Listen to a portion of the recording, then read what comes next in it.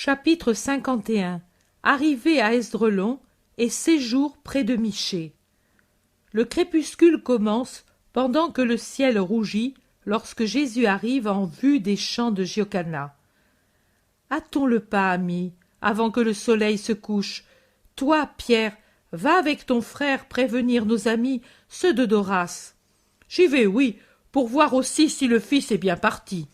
Pierre dit ce mot « fils » sur un ton qui vaut un long discours, et il s'en va. Entre-temps, Jésus avance plus doucement, regardant tout autour pour voir s'il découvre quelques paysans de Giocana, mais il n'y a que les champs fertiles, avec les épis déjà bien formés. Finalement, à travers les plants de vignes, se dégage un visage en sueur, puis c'est un cri « Ô Seigneur béni !»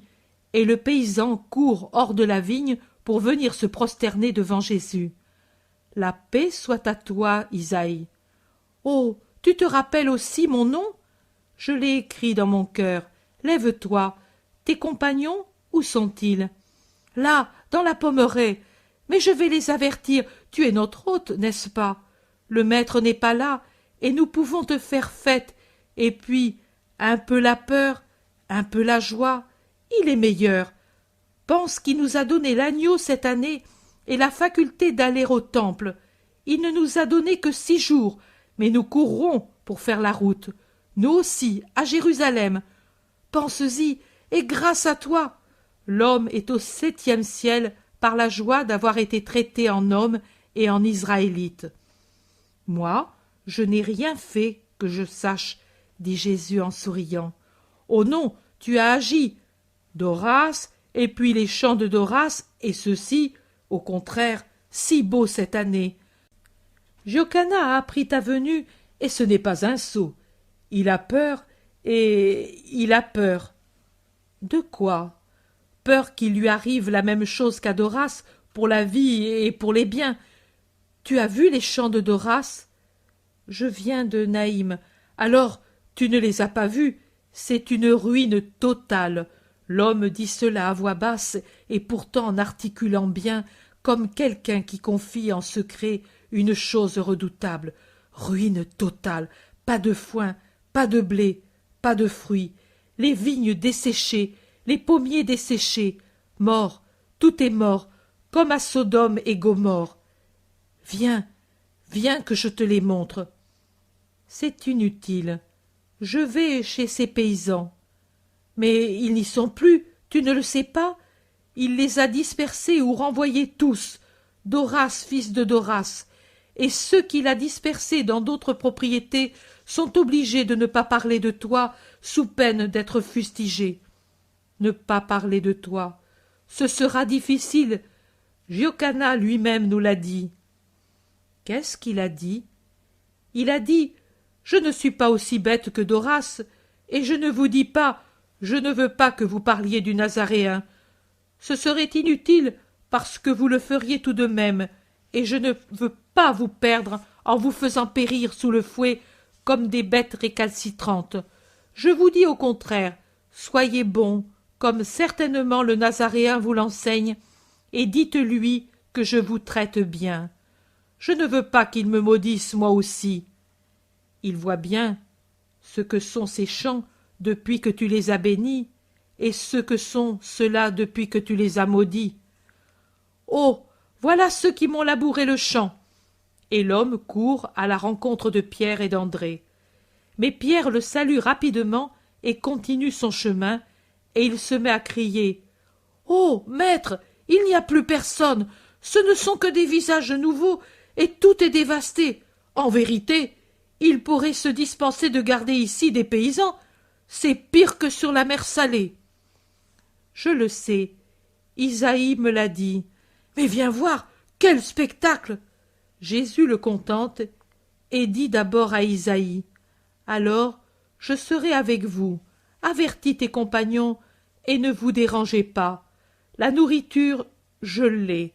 Il nous suffit d'avoir une grange à foin pour dormir et votre amour. Je viendrai sans tarder. La vue des champs de Doras est vraiment désolante. Champs et prés arides et nus, les vignobles desséchés, le feuillage et les fruits détruits sur les arbres par des millions d'insectes de toutes espèces. Même près de la maison, le jardin fruitier présente l'aspect désolant d'un bosquet qui meurt. Les paysans errent çà et là, arrachant des mauvaises herbes, chassant les chenilles, les limaces, les lombrics et autres bestioles du même genre. Ils secouent les branches en tenant dessous des chaudrons pleins d'eau pour y noyer les petits papillons, les pucerons et autres parasites qui couvrent ce qui reste de feuilles et épuisent l'arbre au point de le faire mourir. Ils cherchent un signe de vie dans les sarments des vignes, mais ils se brisent desséchés dès qu'on les touche et parfois se cassent aux pieds comme si on avait scié les racines. Le contraste avec les champs de Giocana, avec ses vignes, avec ses vergers est très vif, et la désolation des champs maudits semble encore plus violente si on la compare à la fertilité des autres. Simon le Zélote murmure « Il a la main lourde, le Dieu du Sinaï. » Jésus fait un geste comme pour dire « Et comment ?» Mais il ne dit rien. Il demande seulement « Comment est-ce arrivé ?» Un paysan murmure entre ses dents « Taupe, sauterelle, ver. Mais va-t'en. Le surveillant est dévoué à Doras. Ne nous fais pas du mal. » Jésus pousse un soupir et s'en va. Un autre paysan, tout en étant courbé à rechausser un pommier dans l'espoir de le sauver, dit « Nous te rejoindrons demain. Quand le surveillant sera à Jezraël pour la prière, nous viendrons chez Michée. » Jésus fait un geste de bénédiction et s'en va. Quand il revient au carrefour, il y trouve tous les paysans de Giocana, tout en fête, heureux. Ils entourent leur Messie et l'emmènent dans leur pauvre maison. « Tu as vu là-bas » ? « J'ai vu. Demain les paysans de Doras viendront. » « Bien, pendant que les hyènes sont à la prière, c'est ce que nous faisons chaque sabbat, et nous parlons de toi avec ce que nous avons appris par Jonas, par Isaac, qui vient souvent nous trouver, et par ton discours de Tisri. Nous parlons comme nous savons, car nous ne pouvons nous passer de parler de toi, et nous en parlons d'autant plus que nous souffrons davantage et qu'on nous interdit de le faire. Ces pauvres gens boivent la vie à chaque sabbat, mais dans cette plaine, combien il y en a qui ont besoin de savoir, d'être au moins informés sur ton compte, et qui ne peuvent venir jusqu'ici. Je penserai aussi à eux. Vous, soyez bénis pour ce que vous faites. Le soleil se couche au moment où Jésus entre dans une cuisine enfumée. Le repos du sabbat commence. Chapitre 52.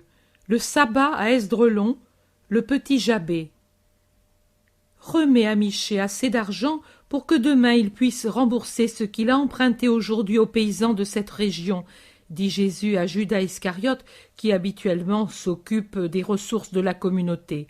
Puis Jésus appelle André et Jean et les envoie en 2 points d'où on peut voir la route ou les routes qui viennent de Jezraël.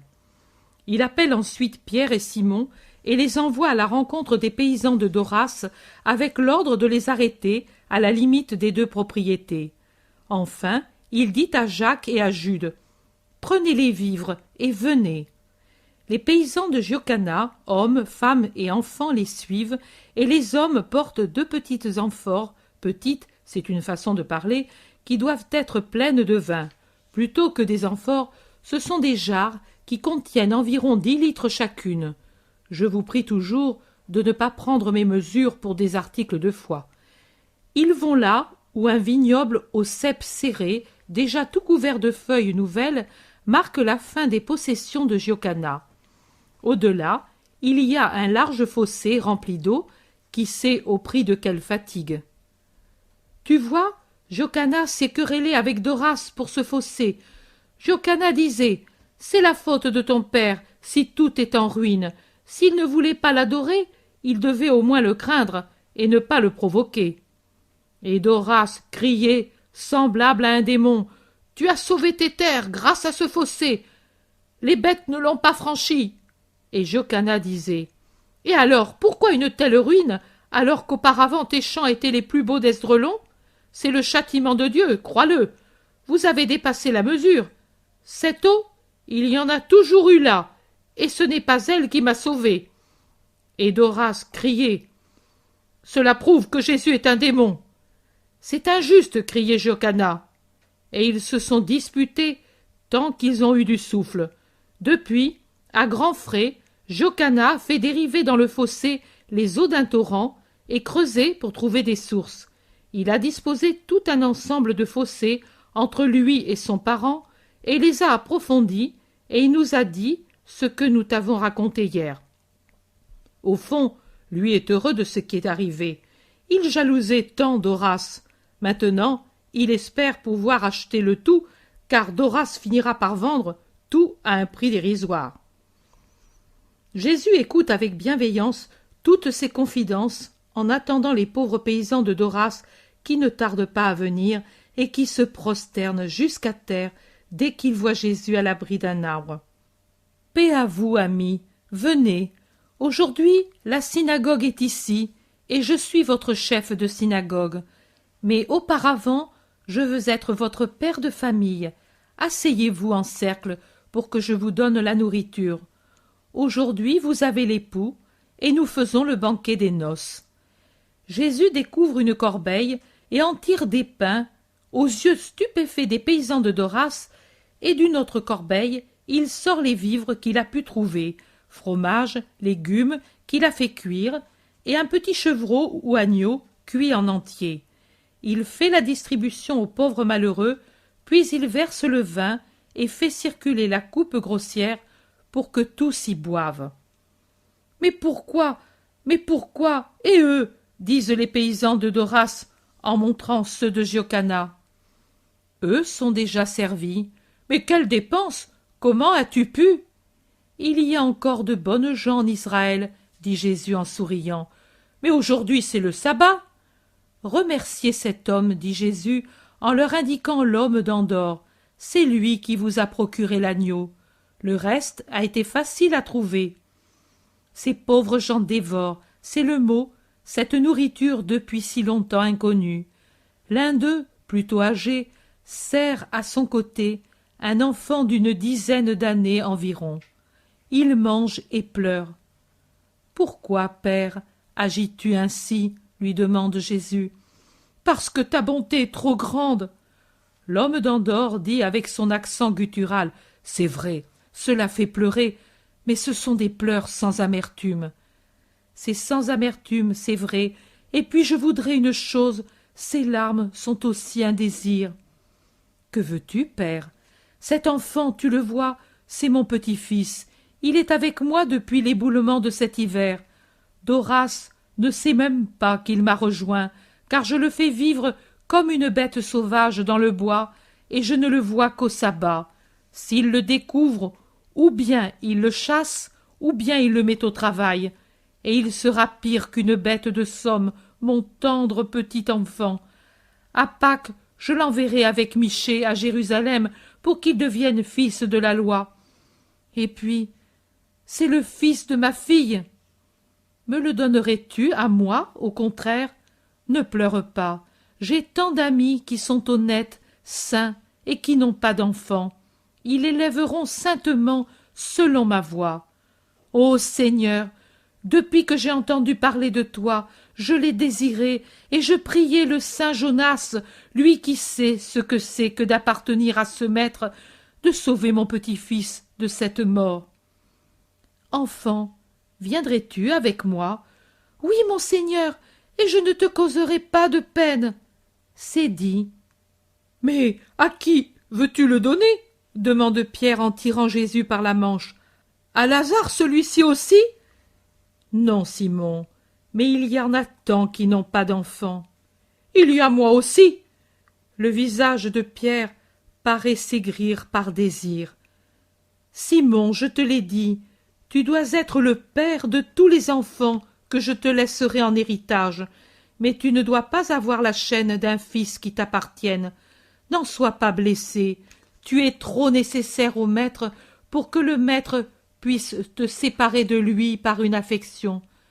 Je suis exigeant, Simon, je suis exigeant plus que l'époux le plus jaloux.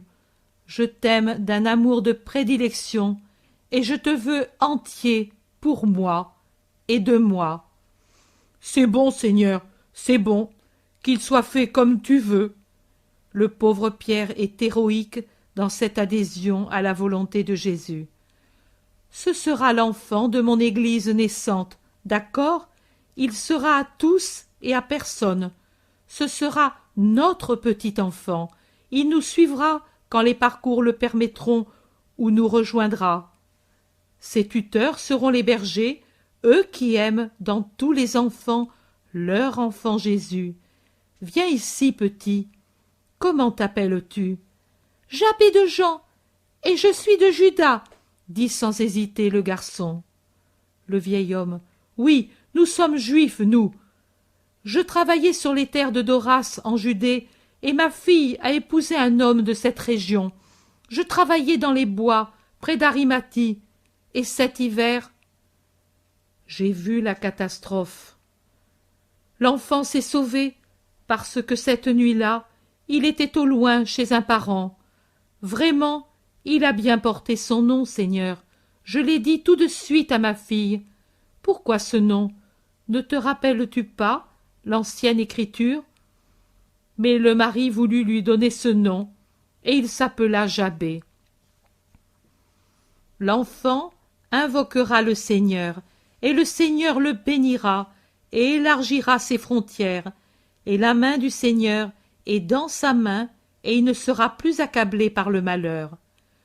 Le Seigneur lui accordera cela pour te consoler, toi, Père, et les esprits des morts, et pour réconforter l'orphelin. Et maintenant que vous avez séparé les besoins du corps de ceux de l'âme par un acte d'amour envers l'enfant, écoutez la parabole que j'ai pensée pour vous. Il y avait une fois un homme très riche. Les plus beaux vêtements étaient pour lui, et il se pavanait dans ses habits de pourpre et de byssos sur les places publiques et dans sa maison. Ses concitoyens le respectaient comme le plus puissant du pays, et des amis flattaient son orgueil pour en tirer profit. Les appartements étaient ouverts tous les jours pour de magnifiques festins, où la foule des invités, tous riches et donc pas besogneux, se pressait et flattait le mauvais riche. Ces banquets étaient renommés pour l'abondance des mets et des vins exquis. Mais dans la même cité, il y avait un mendiant, un grand mendiant, grand dans sa misère comme l'autre était grand dans sa richesse. Mais sous la croûte de la misère humaine du mendiant, Lazare, était caché un trésor encore plus grand que la misère de Lazare et que la richesse du mauvais riche. Et c'était la sainteté vraie de Lazare. Il n'avait jamais transgressé la loi, même par besoin, et surtout il avait obéi au commandement de l'amour de Dieu et du prochain. Lui, comme font toujours les pauvres, se tenait à la porte des riches pour demander l'obole et ne pas mourir de faim. Et il allait chaque soir à la porte du mauvais riche dans l'espoir d'avoir au moins des restes des pompeux banquets servis dans les salles richissimes. Il s'allongeait sur le chemin près de la porte et attendait patiemment. Mais si le riche s'apercevait de sa présence, il le faisait chasser, parce que ce corps couvert de plaies, mal nourri, en lambeaux, était un spectacle trop affligeant pour ses invités. Le riche parlait ainsi. En réalité, c'était parce que la vue de la misère et de la bonté de Lazare était pour lui un reproche continuel. Plus compatissants que lui étaient ses chiens bien nourris, qui portaient des colliers précieux. Ils s'approchaient du pauvre Lazare et léchaient ses plaies, glapissant de joie à cause de ses caresses, et qui venaient lui apporter des restes des riches tables. Ainsi, grâce à ces animaux, Lazare survivait malgré l'absence de nourriture, car, pour ce qui était de l'homme, il serait mort, puisqu'il ne lui permettait même pas de pénétrer dans les salles après le repas pour ramasser les débris tombés des tables. Un jour, Lazare mourut. Personne ne s'en aperçut sur la terre. personne ne le pleura. Au contraire, ce jour-là, et par la suite, le riche se réjouit de ne plus voir sur son seuil cette misère qu'il appelait opprobre. Mais au ciel, les anges s'en aperçurent. À son dernier soupir, dans sa tanière froide et nue, étaient présentes les cohortes célestes qui, dans un éblouissement de lumière, recueillirent son âme et la portèrent avec des chants d'Hosanna dans le sein d'Abraham. Il se passa quelque temps, et le riche mourut. Oh, quelle funéraille fastueuse! Toute la ville, déjà informée de son agonie et qui se pressait sur la place où s'élevait sa demeure pour se faire remarquer comme ami du personnage, par curiosité, par intérêt de la part des héritiers, s'unit au deuil. Les cris s'élevèrent jusqu'au ciel, et avec les cris de deuil, les louanges mensongères pour le grand, le bienfaiteur, le juste qui était mort. La parole de l'homme peut-elle changer le jugement de Dieu? L'apologie humaine peut-elle changer ce qui est écrit dans le livre de la vie? Non, elle ne le peut. Ce qui est jugé est jugé, et ce qui est écrit est écrit. Et malgré ces funérailles solennelles, le mauvais riche eut l'esprit enseveli dans l'enfer. Alors, dans cette horrible prison, buvant et mangeant le feu et les ténèbres, trouvant haine et torture de tous côtés et à tout instant de cette éternité, il éleva son regard vers le ciel qu'il avait vu dans une lueur fulgurante pendant un atome de minute, et dont la beauté indicible qui lui restait présente était un tourment parmi les tourments atroces. Et il vit là-haut Abraham, lointain, mais lumineux, bienheureux. Et dans son sein, lumineux et bienheureux, lui aussi, était Lazare, le pauvre Lazare, auparavant méprisé, repoussant, miséreux, et maintenant, beau de la lumière de Dieu et de sa sainteté, riche de l'amour de Dieu, admiré non par les hommes, mais par les anges de Dieu. Le mauvais riche cria en pleurant « Père Abraham, aie pitié de moi, envoie Lazare, car je ne puis espérer que tu le fasses toi-même. Envoie Lazare tremper dans l'eau l'extrémité de son doigt et la poser sur ma langue pour la rafraîchir, car je souffre affreusement dans cette flamme qui me pénètre sans arrêt et me brûle. » Abraham répondit « Souviens-toi, fils, que tu as eu tous les biens pendant ta vie, alors que Lazare eut tous les maux. Lui a su de son mal faire un bien, alors que de tes biens tu n'as su faire que le mal. Il est donc juste que lui soit consolé, et que toi tu souffres. De plus, il n'est plus possible de le faire. Les saints sont répandus sur la surface de la terre pour que les hommes en tirent avantage. Mais quand, malgré ce voisinage, l'homme reste tel qu'il est, dans ton cas un démon, il est inutile ensuite de recourir aux saints. Maintenant nous sommes séparés, les herbes dans le champ sont mélangées, mais après la fauchaison, on sépare les mauvaises des bonnes. Il en est ainsi de vous et de nous. Nous avons été ensemble sur la terre, et vous nous avez chassés, tourmentés de mille manières. Vous nous avez oubliés, n'observant pas la loi d'amour. Maintenant, nous sommes séparés. Entre vous et nous, il y a un tel abîme que ceux qui voudraient passer d'ici vers vous ne le peuvent pas. Ni vous qui êtes là-bas ne pouvez franchir l'abîme effroyable pour venir vers nous. » Le riche, pleurant plus fort, cria « Au moins, ô Père saint, envoie, je t'en prie, Lazare à la maison de mon père. J'ai 5 frères, je n'ai jamais compris l'amour, même entre parents. Mais maintenant je comprends quelle chose terrible c'est de ne pas être aimé. Et puisqu'ici où je suis, c'est la haine, maintenant j'ai compris, pendant cet atome de temps, que mon âme a vu Dieu, ce que c'est que l'amour. Je ne veux pas que mes frères souffrent les mêmes peines que moi. Je suis épouvanté pour eux à la pensée qu'ils mènent la même vie que moi. Oh, envoie Lazare, leur faire connaître le lieu où je suis et pour quel motif j'y suis, et leur dire que l'enfer existe et que c'est quelque chose d'atroce, et que celui qui n'aime pas Dieu et son prochain va en enfer.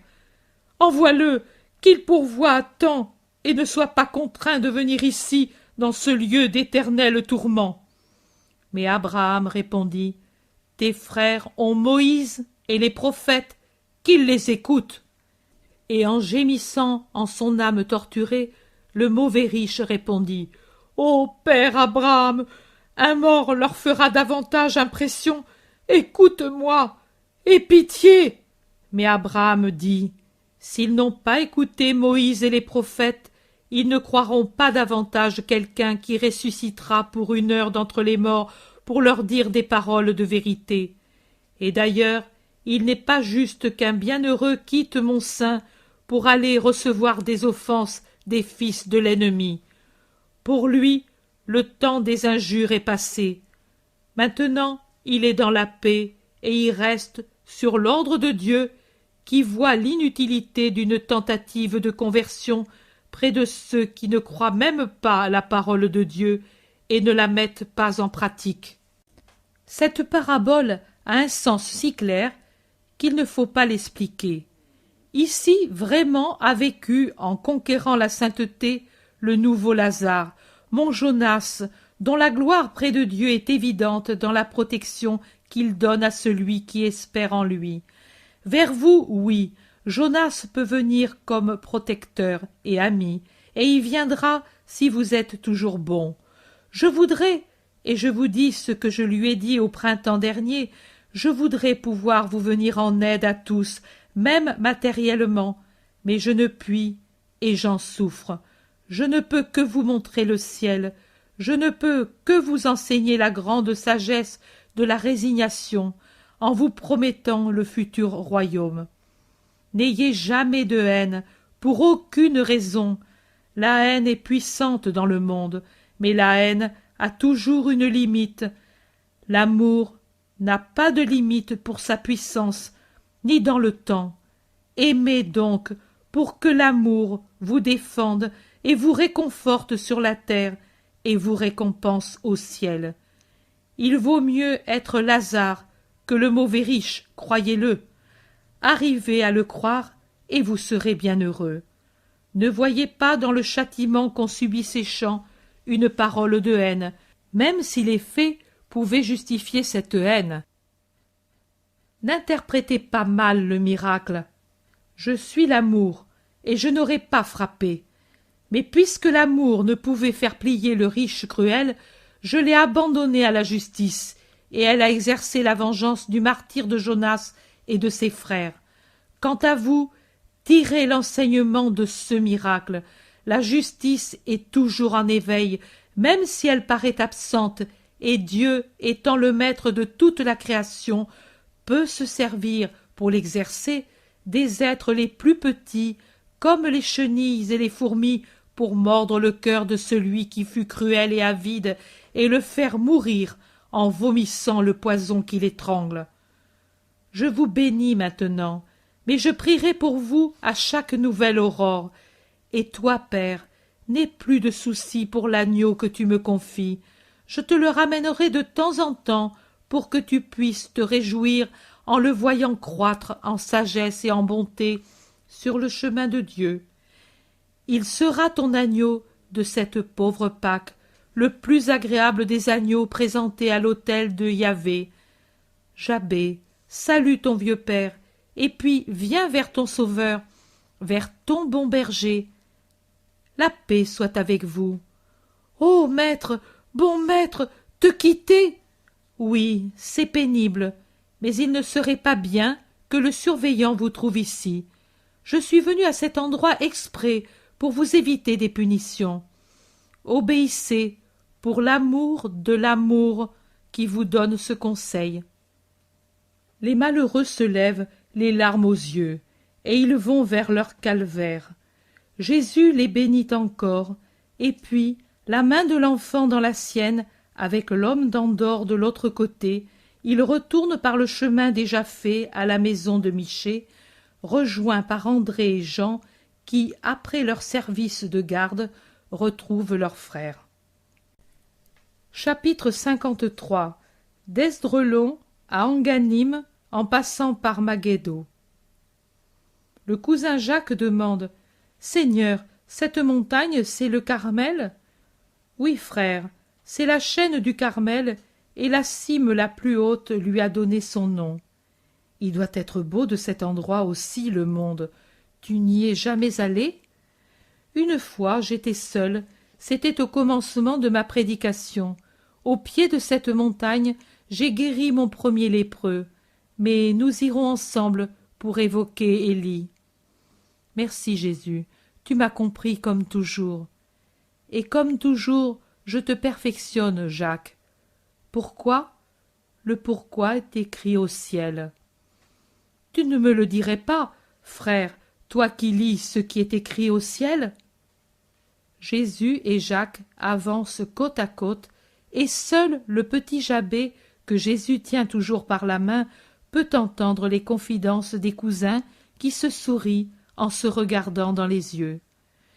Jésus, passant le bras sur les épaules de Jacques pour l'attirer encore plus près, lui demande « Tu veux vraiment le savoir ? Eh bien, je vais te le dire, par énigme, et quand tu en trouveras la clé, tu seras sage. Écoute. » Les faux prophètes étant réunis sur le mont Carmel, Élie s'approcha et dit au peuple « Jusqu'à quand hésiterez-vous entre les deux partis ? Si le Seigneur est Dieu, suivez-le. Si c'est Baal qui est Dieu, suivez-le, lui. » Le peuple ne répondit pas. Alors Élie poursuivit. « Des prophètes du Seigneur, je suis resté, moi seul. Et l'unique force de celui qui était seul, ce fut son cri « Exauce-moi, Seigneur, exauce-moi, afin que ce peuple reconnaisse que tu es le Seigneur Dieu et que de nouveau tu convertisses leur cœur. » Alors le feu du Seigneur tomba et dévora l'holocauste. Frère, devine. Jacques réfléchit, la tête inclinée, et Jésus le regarde en souriant. Ils font ainsi quelques mètres, puis Jacques dit « Cela se rapporte à Élie ou à mon avenir ?» « À ton avenir, naturellement. » Jacques réfléchit encore et puis murmure « Serais-je destiné à inviter Israël à suivre avec vérité un seul chemin ? Serais-je appelé à être le seul resté en Israël ? Si oui, tu veux dire que les autres seront persécutés et dispersés et que je te prierai pour la conversion de ce peuple, comme si j'étais un prêtre, comme si j'étais une victime. Mais si c'est ainsi, enflamme-moi dès maintenant, Jésus. Tu l'es déjà, mais tu seras enlevé par le feu comme Élie. C'est pour cela que nous irons, moi et toi seul, parler sur le Carmel. Quand ? Après la Pâque ? Après une Pâque, oui, et alors je te dirai tant de choses. Un beau cours d'eau qui s'en va rapidement vers la mer, gonflé par les pluies de printemps et par la fonte des neiges, arrête leur marche. Pierre accourt et dit « Le pont est plus en amont là où passe la route qui va de Ptolémaïs à Anganim ou Anganin. » Jésus revient docilement en arrière et franchit le cours d'eau sur un solide pont de pierre. Tout de suite après se présentent d'autres petites montagnes et des collines, mais de peu d'importance. Philippe demande « Serons-nous dans la soirée à Anganim ?» Certainement, mais maintenant nous avons le petit. Es-tu fatigué, Jabé ? Demande affectueusement Jésus. Sois sincère comme un ange. Un peu, Seigneur, mais je m'efforcerai de marcher. Cet enfant est affaibli, dit l'homme d'Andorre avec sa voix gutturale. Bien sûr, s'exclame Pierre, avec la vie qu'il mène depuis quelques mois. Viens que je te prenne dans mes bras. Oh non, Seigneur, ne te fatigue pas, je puis encore marcher. Viens, viens, tu n'es sûrement pas lourd, tu ressembles à un oiseau mal nourri. Et Pierre le hisse à cheval sur ses épaules carrées en lui tenant les jambes. Il marche rapidement car le soleil donne maintenant à plein et invite à activer la marche vers les collines ombragées. Il s'arrête dans un pays que j'entends appeler Maghetto pour prendre de la nourriture et se reposer près d'une fontaine très fraîche et très bruyante à cause de la quantité d'eau qui s'en déverse dans un bassin de pierre sombre. Mais personne du pays ne s'intéresse aux voyageurs anonymes au milieu des autres pèlerins plus ou moins riches qui vont à pied ou à âne ou à mulet vers Jérusalem pour la Pâque. Il y a déjà un air de fête et beaucoup d'enfants se trouvent avec les voyageurs très gais à la pensée de la cérémonie de la majorité. Deux petits garçons de situation aisée viennent jouer près de la fontaine pendant que Jabé s'y trouve avec Pierre qui l'amène de partout avec lui en l'attirant par 1000 petites choses. Ils demandent au garçon « Tu y vas toi aussi pour être fils de la loi ?» Jabé répond timidement « Oui », mais se cache presque derrière Pierre. « C'est ton père? Tu es pauvre, n'est-ce pas ?»« Je suis pauvre, oui. » Les deux garçons, peut-être fils de pharisiens, le considèrent avec ironie et curiosité et lui disent « Cela se voit. » En fait, cela se voit. Son petit vêtement est bien misérable. Peut-être l'enfant a grandi, et bien que l'ourlet de l'habit d'une couleur marron que les intempéries ont délavé ait été défait, le vêtement arrive à peine au milieu de ses petites jambes brunes, laissant à découvert les petits pieds mal chaussés de 2 sandales déformées tenues par des ficelles qui doivent torturer ses pieds. Les garçons, rendus impitoyables par l'égoïsme propre à de nombreux enfants et par la cruauté d'enfants qui ne sont pas foncièrement bons, disent « Oh, alors, tu n'auras pas un habit neuf pour ta fête?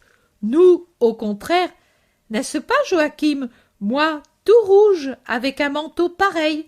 Lui, de son côté, couleur de ciel, et nous aurons des sandales avec des boucles d'argent et une ceinture précieuse, et un talet retenu par une lame d'or, et un cœur de pierre, je le dis, moi, s'exclame Pierre qui a fini de se rafraîchir les pieds et qui remplit d'eau toutes les gourdes. Vous êtes méchants.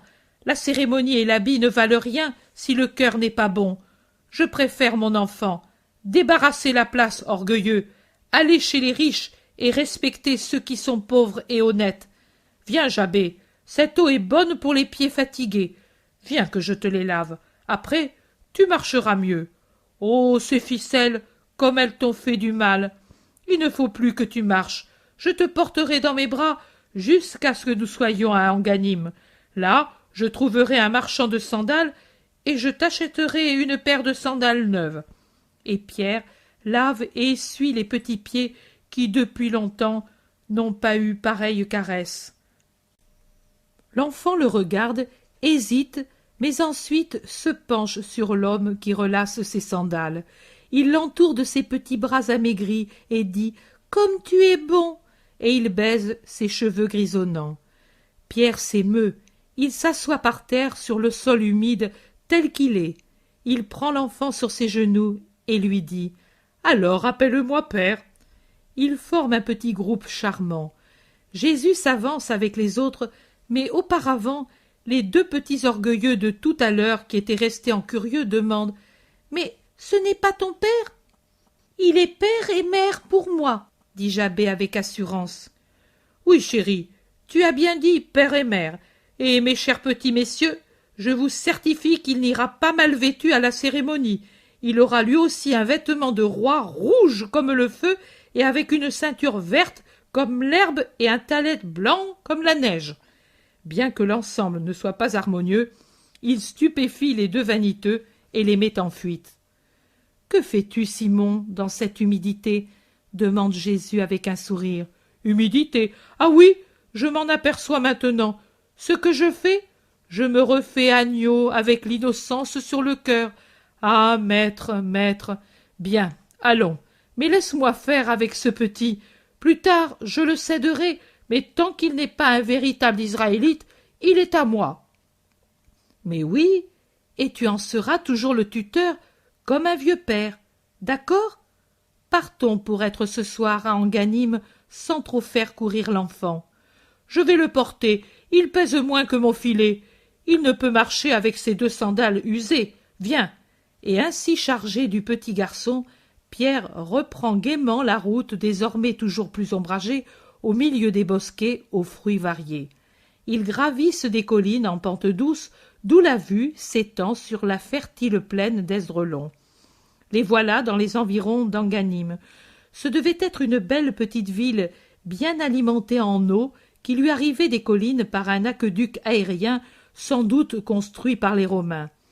Un détachement de soldats qui arrive les oblige à se réfugier sur le bord du chemin. Les sabots des chevaux retentissent sur la route qui, ici, dans les environs de la ville, montre un pavage rudimentaire qui émerge de la poussière qui s'est accumulée avec des détritus sur la route qui n'a jamais vu un balai. « Salut, maître! Toi ici ?»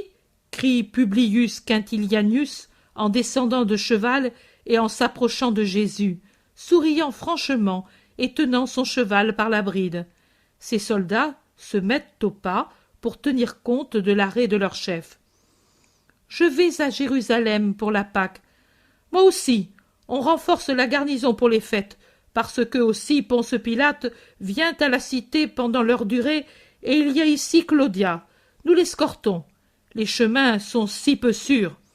Les aigles mettent en fuite les chacals, dit en riant le soldat, et il regarde Jésus. Il continue plus doucement. Double garnison cette année pour protéger ce dégoûtant d'Antipas. Il y a beaucoup de mécontentement à cause de l'arrestation du prophète, mécontentement en Israël et par conséquent mécontentement parmi nous, mais nous avons déjà pensé à faire arriver un bienveillant petit air de flûte aux oreilles du grand prêtre et de ses compères. Et il termine à voix basse. Vas-y en toute sûreté. Ils ont tous rentré leurs griffes. Ah ah, ils ont peur de nous. Il suffit qu'on tousse, pour s'éclaircir la voix, qu'ils prennent cela pour un rugissement. Parleras-tu à Jérusalem? Viens près du prétoire. Claudia parle de toi comme d'un grand philosophe, et c'est bon pour toi, parce que c'est Claudia, le proconsul. Il regarde autour et voit Pierre chargé, rouge, en sueur. Cet enfant? Un orphelin que j'ai pris avec moi. Mais ton homme est trop las. Petit, as-tu peur de faire quelques mètres à cheval? Je te mettrai sous ma chlamyde et on ira doucement. Je te remettrai à cet homme quand nous arriverons aux portes. L'enfant ne fait pas de résistance.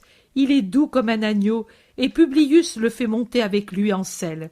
Et pendant qu'il donne à ses soldats l'ordre d'avancer lentement, il aperçoit aussi l'homme d'Andorre. Il le fixe et dit « Toi, ici ?» « Oui, moi, j'ai cessé de vendre des œufs aux Romains, mais les poulets sont encore là-bas. Maintenant, je suis avec le maître. C'est bon pour toi. Tu auras plus de réconfort. Adieu. Salut, maître. Je t'attends à ce bouquet d'arbres. » Et il éperonne son cheval. « Tu le connais? Et il te connaît? » demandent plusieurs agents d'Andorre. « Oui, comme fournisseur de poulets. Au début, il ne me connaissait pas, mais une fois je fus appelé au poste de commandement à Naïm pour fixer mes redevances, et lui était là. Depuis, quand j'allais acheter des livres ou des outils à Césarée, il me saluait toujours. Il m'appelle Cyclope ou Diogène. Il n'est pas méchant, et bien que je déteste les Romains, je ne l'ai pas offensé parce qu'il pouvait me rendre service. Pierre dit « Tu as vu, maître, mon discours au centurion de Capharnaüm a fait de l'effet. Maintenant, je suis plus tranquille pour faire la route. » Ils rejoignent le bouquet d'arbres à l'ombre duquel la patrouille est descendue de cheval. « Voici, je te rends l'enfant. As-tu des ordres à me donner, maître ?»« Non, Publius. Que Dieu se manifeste à toi. Salut !» Et il remonte à cheval et l'éperonne, suivi des siens, au milieu d'un grand bruit de sabots ferrés et de cuirasses. Ils entrent dans la ville, et Pierre, accompagné de son petit ami, va lui acheter des sandalettes. Le zélote dit « Cet homme meurt du désir d'avoir un fils. » Et il ajoute « Il a raison. » Je vous en donnerai des milliers. Maintenant, allons chercher un abri pour continuer la route demain au point du jour. Chapitre 54. D'Enganim à Sichem en 2 journées. Par les routes toujours plus fréquentées par les pèlerins, Jésus continue vers Jérusalem. Pendant la nuit, une averse a un peu détrempé les routes, mais en revanche a abattu la poussière et éclairci l'air. Les champs semblent un jardin bien entretenu. Ils marchent tous avec empressement, car la pause les a reposés. L'enfant, avec ses sandalettes neuves, ne fatigue pas à marcher. Au contraire, toujours plus confiant, il babille avec l'un ou l'autre, confiant à Jean que son père s'appelait Jean et sa mère Marie, et qu'à cause de cela, il aimait bien Jean. « Mais aussi, ajoute-t-il, j'aime bien tout le monde, et au temple, je prierai tant pour vous et pour le Seigneur Jésus. » C'est émouvant de voir comme ces hommes, pour la plupart sans enfants, sont paternels et pleins de prévenance pour le plus petit des disciples de Jésus. Même l'homme d'Andorre prend une expression plus douce quand il oblige le petit à boire un œuf, ou quand il grimpe dans les bois qui verdissent les pentes des collines et des montagnes toujours plus hautes, fendues par des vallons, au fond desquels passe la grande route, pour cueillir des mûres ou de fenouilles sauvages, et les porte à l'enfant, pour calmer sa soif, sans le gorger d'eau, et comme il le distrait de la longueur du chemin, en lui faisant remarquer les détails du paysage et les panoramas qui se présentent. L'ancien pédagogue de Syndium, ruiné par la méchanceté humaine, ressuscite pour cet enfant. Misère comme lui-même est misère, et un bon sourire efface les rides du malheur et de l'amertume. Jabé est déjà moins misérable avec ses sandales neuves et son petit visage moins triste. Les mains de je ne sais quel apôtre ont eu soin d'effacer toutes les traces de la vie sauvage qu'il avait menée pendant de si longs mois, lui peignant ses cheveux, jusqu'alors incultes et pleins de poussière, maintenant soyeux et propres. Même l'homme d'Andorre, qui reste encore un peu perplexe quand il s'entend appeler Jean, mais qui ensuite secoue la tête avec un sourire de compassion pour son peu de mémoire, change de jour en jour. Jour après jour, son visage perd sa dureté d'expression et il acquiert un sérieux qui ne fait pas peur. Naturellement, ces 2 misères qu'a ressuscité la bonté de Jésus gravitent par leur amour autour du Maître. Chers sont les compagnons, mais Jésus, quand il les regarde ou s'adresse à eux en particulier, l'expression de leur visage respire tout à fait le bonheur. On franchit le vallon, puis une colline verte et très belle, du sommet de laquelle on peut encore apercevoir la plaine d'Esdraelon. Cette vue fait dire à l'enfant « Que peut bien faire le vieux père ?» Et il termine avec un soupir bien triste. Une larme brille dans ses yeux châtains. « Oh, lui est bien moins heureux que moi, lui qui est si bon !» Et la plainte de l'enfant jette sur tous un voile de tristesse. Voici qu'on descend à travers une riche vallée, toute en champs et en oliveraies, et un vent léger fait pleuvoir la neige des petites fleurs de la vigne et des oliviers les plus précoces. On a perdu de vue pour toujours la plaine d'Esdraelon. Une pause pour le repas et de nouveau la marche vers Jérusalem. Mais il a beaucoup plu, ou bien le lieu est envahi par des eaux souterraines, car les prairies semblent un marécage tant l'eau brille parmi les herbes touffues. Elle monte au point de lécher la route un peu surélevée, mais qui n'en est pas moins très boueuse. Les adultes relèvent leurs vêtements pour qu'ils ne se recouvrent pas d'une couche de boue. Jude Thaddée prend l'enfant sur ses épaules pour le délacer et lui faire traverser plus rapidement la zone inondée et peut-être malsaine. Le jour est à son déclin quand, après avoir côtoyé de nouvelles collines et franchi une autre petite vallée rocheuse et bien sèche, ils entrent dans un pays construit sur un terre-plein rocheux. Se frayant un passage à travers la foule des pèlerins, ils cherchent à se loger dans une sorte d'auberge très rustique, une grande tente avec une épaisse couche de paille et rien de plus. Des petites lampes allumées, çà et là, éclairent le souper des familles de pèlerins, familles pauvres comme la famille apostolique, car les riches, pour la plupart, se sont dressés des tentes en dehors du pays, évitant dédaigneusement les contacts avec le peuple de l'endroit et les pèlerins pauvres. La nuit descend avec le silence. Le premier qui s'endort, c'est l'enfant. Il repose, fatigué, sur le sein de Pierre, qu'il installe ensuite sur la paille et le couvre soigneusement. Jésus réunit les adultes pour la prière, puis chacun s'étend sur la litière pour se reposer du long chemin. Le jour suivant, la troupe apostolique partit dès le matin et sur le point d'entrer à Sichem après avoir traversé la Samarie. La ville a un bel aspect, entourée de murailles, couronnée d'édifices beaux et majestueux, autour desquels se serrent avec ordre de belles maisons. J'ai l'impression que la ville, comme Tibériade, a été depuis peu reconstruite par les Romains avec un plan venu de Rome. Tout autour, au-delà des murs, un environnement de terre très fertile et bien cultivée. La route, qui conduit de Samarie à Sichem, se déroule en descendant par paliers successifs avec un système de murets qui soutiennent le terrain, qui me rappelle les défilés de Fiesole. Il y a une vue magnifique sur de vertes montagnes au sud et sur une très belle plaine qui s'étend vers l'ouest. La route tend à descendre, mais remonte de temps en temps pour franchir d'autres collines du haut desquelles on domine le pays de Samarie avec ses belles cultures d'oliviers, de blé, de vignes, sur lesquelles veillent du haut des collines des bois de chêne et d'arbres de haute futée, qui font une protection contre les vents qui, venant des défilés, tendent à former des tourbillons qui endommageraient les cultures. Cette région me rappelle beaucoup les points de notre Appennin, ici, vers l'Amassia, quand l'œil contemple en même temps les cultures plates de céréales de la Marème et les collines joyeuses, et les montagnes sévères qui s'élèvent plus hautes à l'intérieur. Je ne sais pas comme est aujourd'hui la Samarie. Alors, elle était très belle. Voici maintenant qu'entre de hautes montagnes, parmi les plus hautes de la région, on voit dans le sens de la longueur une vallée très fertile, bien arrosée, et au milieu Sichem. C'est là que Jésus et les siens sont rejoints par la caravane brillante de la cour du consul qui se transfère, pour les fêtes, à Jérusalem.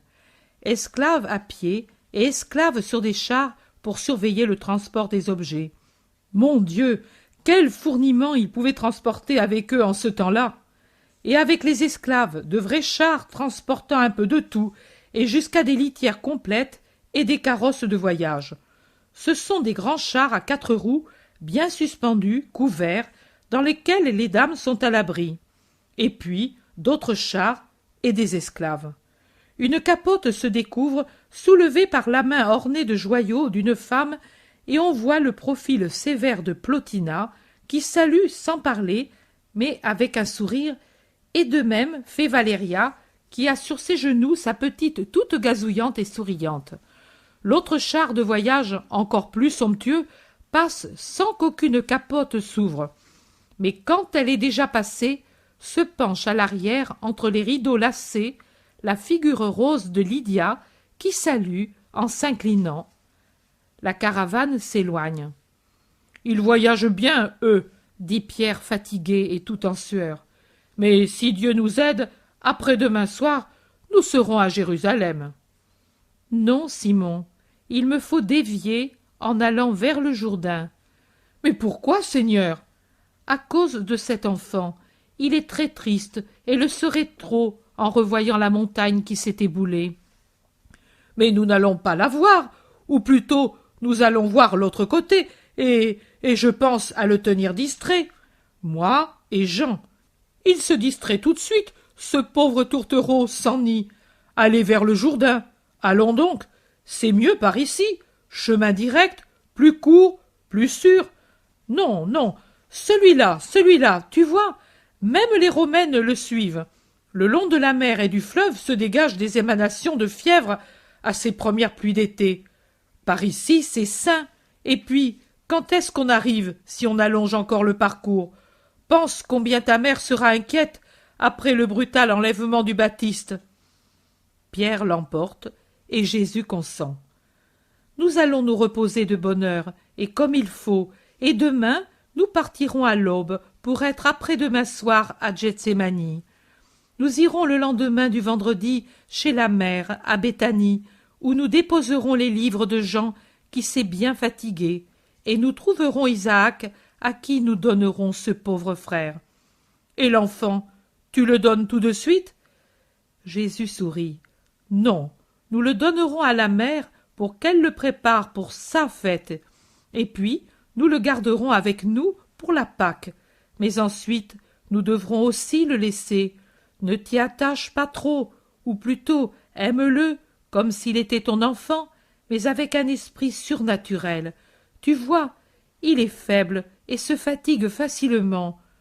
Moi aussi j'aurais aimé l'instruire et le faire grandir en sagesse, nourri par moi. Mais je suis l'inlassable, et Jabé est trop jeune et trop faible pour supporter nos fatigues. Nous irons à travers la Judée, puis nous reviendrons à Jérusalem pour la Pentecôte, et puis nous irons, annonçant la bonne nouvelle. Nous le retrouverons pendant l'été dans notre patrie. Nous voici aux portes de Sichem. Pars en avant avec ton frère et Judas de Simon pour chercher un logement. J'irai sur la place du marché et je t'y attendrai. Ils se séparent pendant que Pierre court à la recherche d'un abri et pendant que les autres cheminent difficilement par les rues encombrées de gens qui crient et gesticulent, d'ânes, de chars qui se dirigent tous vers Jérusalem pour la Pâque imminente. Les voix, les appels, les imprécations se mêlent au braiement des ânes. Cela fait une puissante rumeur qui se répercute sous les passages qui séparent les maisons, une rumeur qui rappelle le bruit que font certains coquillages quand on les applique à l'oreille. L'écho se répercute là où déjà les ombres se rassemblent et les gens, comme de l'eau, sous pression se précipitent à travers les rues, cherchant un toit, une place, une pelouse pour y passer la nuit. Jésus, qui tient l'enfant par la main, adossé à un arbre, attend Pierre sur la place qui, pour la circonstance, est pleine de marchands. L'Iscariote dit « Personne ne nous remarque, ni ne nous reconnaît. » Thomas répond « Comment reconnaître un grain de sable sur une plage? Tu ne vois pas quelle foule il y a. » Pierre revient. « En dehors de la ville, il y a un hangar avec du foin. Je n'ai trouvé rien d'autre. » Nous ne chercherons pas autre chose. C'est presque trop beau pour le Fils de l'homme. Chapitre 55. De Sichem à Béroth. Comme un fleuve se gonfle en recevant de nouveaux affluents, ainsi la route de Sichem à Jérusalem fourmille toujours plus de voyageurs au fur et à mesure que par des chemins secondaires les pays y déversent leurs fidèles qui se dirigent vers la cité sainte. Cette affluence aide Pierre à tenir distrait l'enfant qui côtoie les collines natales sous la terre desquelles ont été ensevelis ses parents sans s'en apercevoir. Après une longue marche ininterrompue depuis qu'on a laissé sur la gauche Silo qui se dresse sur sa montagne, il s'arrête pour prendre un peu de repos et de nourriture dans une verte vallée où résonnent des eaux pures et cristallines.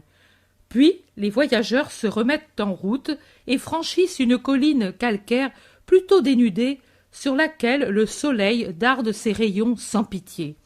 On commence la descente par une série de très beaux vignobles qui ornent de leurs festons les pentes des montagnes calcaires ensoleillées à leur cime. Pierre a un fin sourire et fait un signe à Jésus qui sourit à son tour. L'enfant ne remarque rien, attentif comme il l'est à écouter Jean d'Andorre qui lui parle d'autres pays qu'il a visités qui produisent des raisins très doux, qui pourtant ne servent pas tant pour le vin que pour faire des friandises meilleures que les foisses au miel. Voici une nouvelle montée, beaucoup plus escarpée. La troupe des apôtres, abandonnant la route principale poussiéreuse et encombrée, a préféré prendre ce raccourci par les bois. Arrivés à la cime, voilà que brille dans le lointain, distinctement déjà, une mer de lumière qui surplombe une agglomération toute blanche, peut-être des maisons blanchies à la chaux. « Jabé, appelle Jésus, viens ici. Tu vois ce point brillant comme l'or? C'est la maison du Seigneur. C'est là que tu jureras d'obéir à la loi. Mais la connais-tu bien? Maman m'en parlait, et mon père m'enseignait les commandements. Je sais lire et je crois savoir ce qu'ils m'ont dit avant de mourir. » L'enfant, accouru avec un sourire à l'appel de Jésus, pleure maintenant, baissant la tête et tenant sa main tremblante dans la main de Jésus. « Ne pleure pas, écoute, sais-tu où nous sommes? À Béthel, où le saint Jacob fit son songe angélique. Le connais-tu? T'en souviens-tu? Oui, Seigneur, il vit une échelle qui allait de la terre au ciel, par où les anges montaient et descendaient. Maman me disait qu'à l'heure de la mort, si on avait été toujours bon, on voyait la même chose, et qu'on allait par cette échelle à la maison de Dieu. Maman me disait tant de choses, mais maintenant elle ne me les dit plus. Je les ai toutes ici, et c'est tout ce que je possède d'elle. Les larmes descendent sur le petit visage si triste. Mais ne pleure pas ainsi. Écoute, Jabé, j'ai moi aussi une mère qui s'appelle Marie, et qui est sainte et bonne, et qui sait dire tant de choses. Elle est plus sage qu'un maître, et meilleure et plus belle qu'un ange. Maintenant nous allons la trouver, et elle t'aimera tant, elle te dira tant de choses. Et puis, avec elle, il y a la mère de Jean, elle aussi si bonne, et qui s'appelle Marie. Et puis, la mère de mon frère Jude, elle aussi, douce comme un rayon de miel, et qui, elle aussi, a le nom de Marie. Elles t'aimeront tant, car tu es un brave enfant, et par amour pour moi qui t'aime tant. Et puis, tu grandiras avec elles, et devenu grand, tu seras un saint de Dieu. Tu prêcheras, comme un docteur, le Jésus qui t'a rendu une mère ici, et qui ouvrira les portes du ciel à ta mère morte, à ton père, et qui les ouvrira aussi à toi quand ce sera ton heure. Tu n'auras même pas besoin de monter la longue échelle des cieux à l'heure de la mort. Tu l'auras déjà montée durant ta vie en étant un bon disciple, et tu te trouveras là, sur le seuil ouvert du paradis, et moi j'y serai, et je te dirai, viens mon ami et fils de Marie, et nous serons ensemble. Le sourire lumineux de Jésus qui marche un peu penché pour être plus près du petit visage de l'enfant qui marche à côté de lui, sa petite main dans la sienne, et le récit merveilleux sèchent les larmes et font épanouir un sourire. L'enfant, qui n'est pas sot, mais qui est seulement accablé par tant de souffrances et de privations qu'il a subies, intéressé par l'histoire, demande « Mais tu dis que tu ouvriras les portes des cieux? Ne sont-elles pas fermées à cause du grand péché? Maman me disait que personne n'y pouvait entrer tant que ne serait pas venu le pardon, et que les justes l'attendaient dans les limbes. Il en est ainsi, mais ensuite j'irai vers le Père après avoir annoncé la parole de Dieu, et pour avoir obtenu le pardon, et je dirai, Père, maintenant j'ai accompli entièrement ta volonté, maintenant je veux la récompense de mon sacrifice, que viennent les justes qui attendent ton royaume. Et le Père me dira, qu'il en soit comme tu veux. Et alors je descendrai appeler tous les justes, et les limbes ouvriront leurs portes au son de ma voix, et sortiront dans l'allégresse les saints patriarches, les lumineux prophètes, les femmes bénies d'Israël. Et puis, sais-tu combien d'enfants?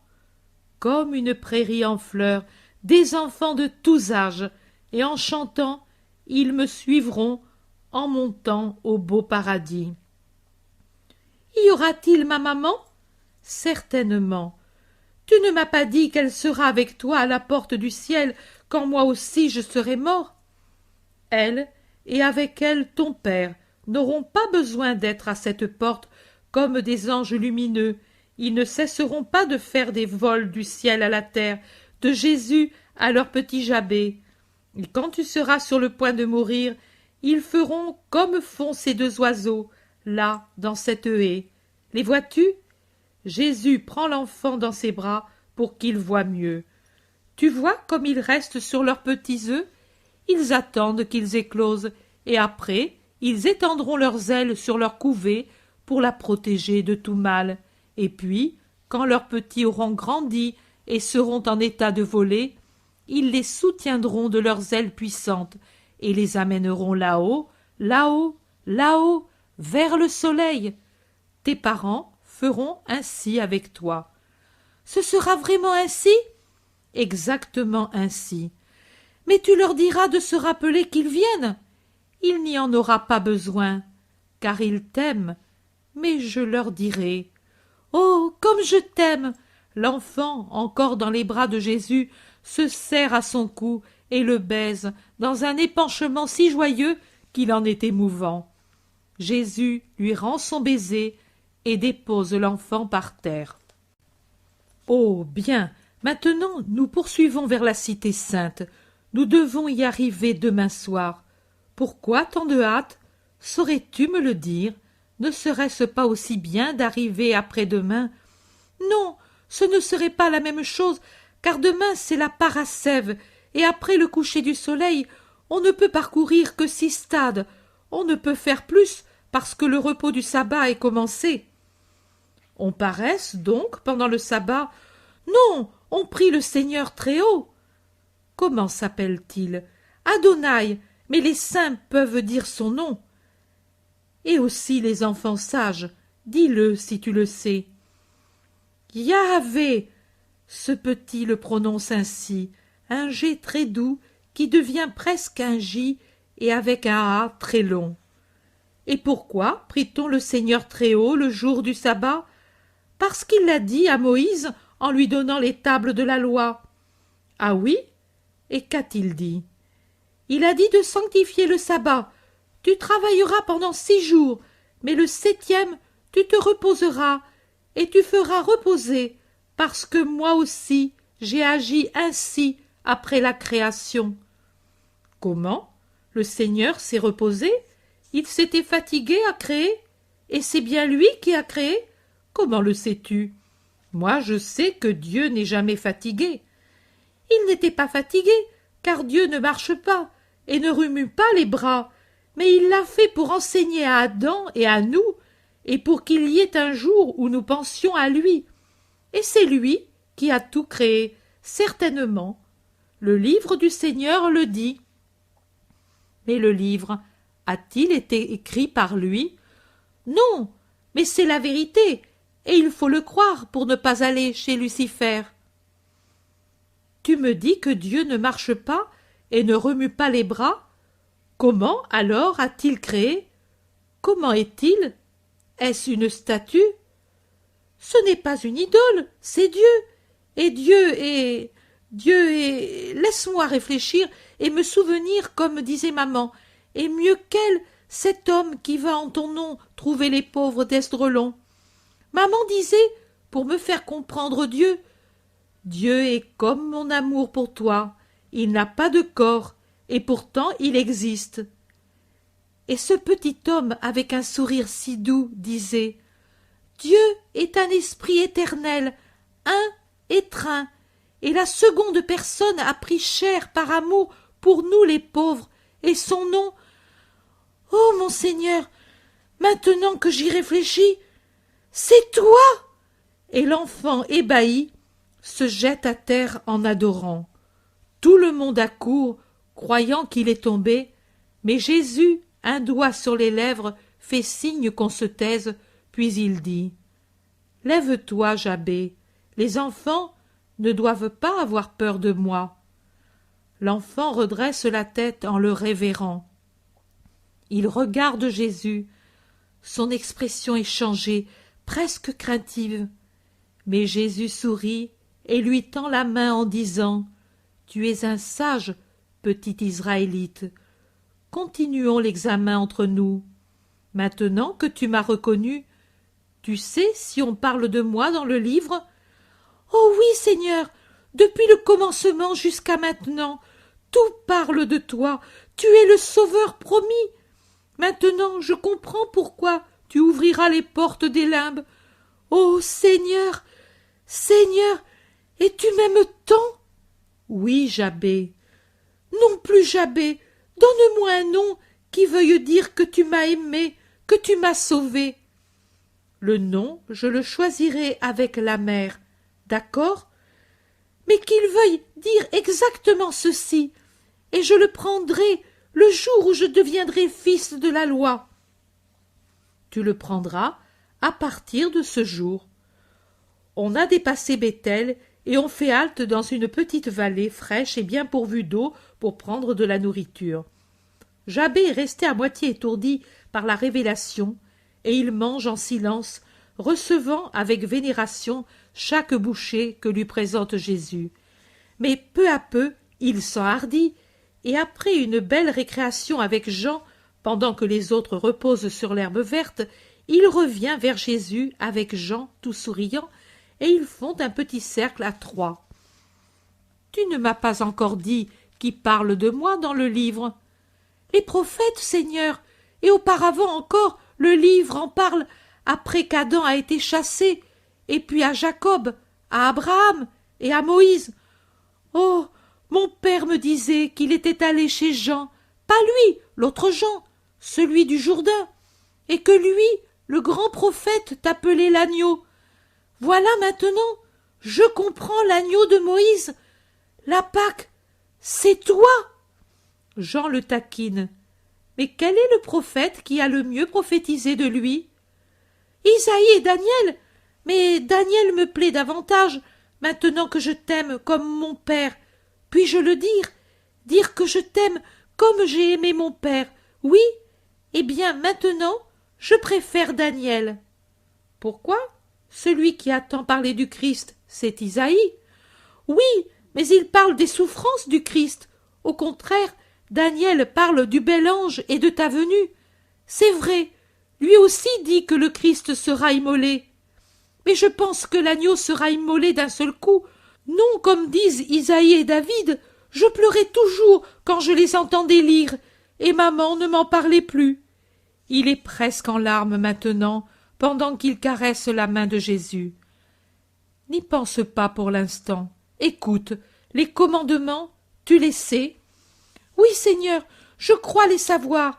Dans le bois, je me les répétais pour ne pas les oublier et pour entendre la parole de maman et de mon père. Mais maintenant, je ne pleure plus. » Réellement, il y a une grande lueur dans ses pupilles. « Parce que maintenant je te possède, toi. » Jean sourit et embrasse son Jésus en disant « Mes propres paroles, tous ceux qui ont un cœur d'enfant ont le même langage. » Oui, parce que leurs paroles viennent d'une unique sagesse.